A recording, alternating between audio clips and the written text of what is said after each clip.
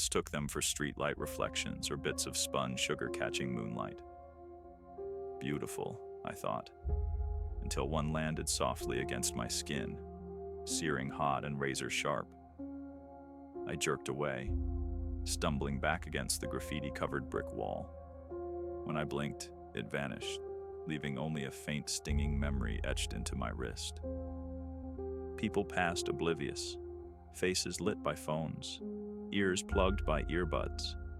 No one saw the threads. They were invisible, much like I was.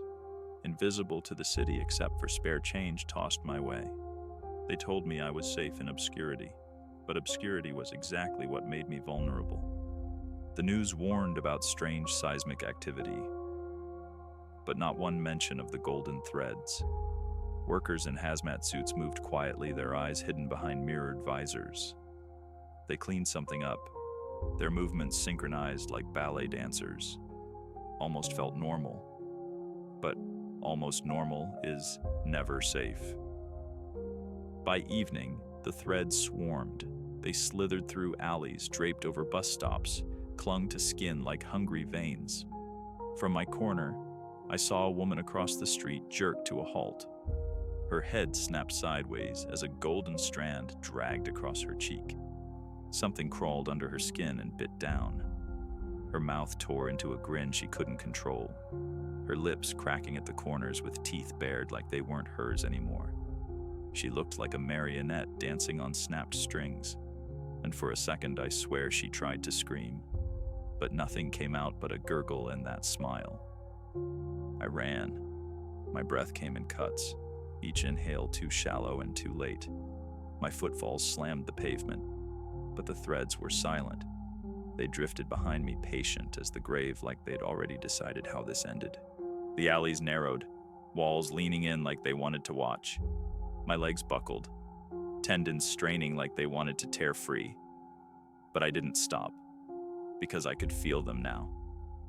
Close enough to taste the fear I hadn't finished bleeding. They caught me in the street.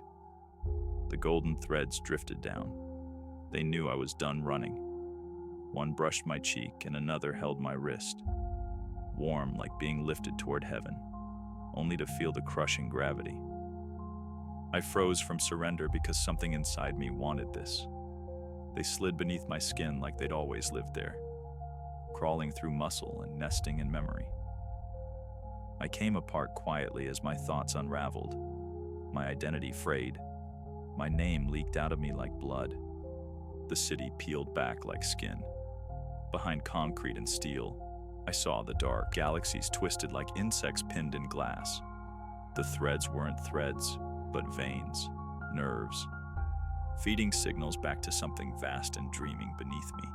It didn't hate us. It didn't know how.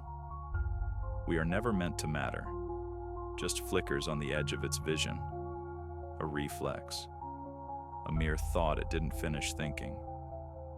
Tonight the city sleeps under golden threads drifting down like fallout. No one ever looks up thinking silence means safety, that not knowing keeps them clean. But soon they'll feel it crawling under their skin, and they'll know what madness tastes like. I've seen what waits for us, and it's not some nightmare cooked up in a fever dream. It's worse, because nightmares end. This is eternal, patient, and old. It doesn't care if you scream or pray or bleed. It just watches, and now it knows what we taste like. I really appreciate you sticking around till the end. If you liked it, do drop a like or a comment.